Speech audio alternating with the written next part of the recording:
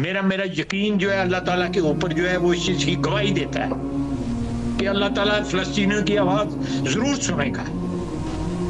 اس کی مدد جو ہے مسلم ممالک کریں یا نہ کریں. اگر آج جو ہے وہ یہ نشانہ بنے ہوئے ہیں، میں فلسطینی نشانہ بنے ہیں، تو وقت دور نہیں ہے کہ سب کی باری آئے گی. یہ کسی جس کو پنجابی میں کہتے ہیں پلیکھے میں نہ رہیں، اور صاحب جب آپ کہتے ہیں فہمی میں نہ رہیں. جب آپ کہتے ہیں منافقت میں میرے قائد بھی بہت آگے کی چیز ہیں، لیکن خواجہ آصف صاحب کا بھی اپنا ہی لیول ہے. میڈیا پہ بیٹھ کے فلسطینیوں کے حق میں آپ دیدہ بھی ہو رہا ہے، مگر مچھ کے آنسو بھی بہا رہا ہے، کہہ رہا ہے سب کی باری آئے گی. ساتھ ونڈو میں آپ کے ساتھ میں تصویریں دکھا رہا ہوں.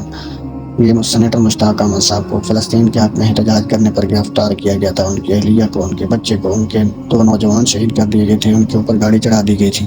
فلسطین کے حق میں نکلے ہوئے تھے، اور پاکستان میں آپ فلسطین کے حق میں احتجاج نہیں کر سکتے. حالت یہ ہے، اور یہ اس ملک کا وزیر دفاع ہے.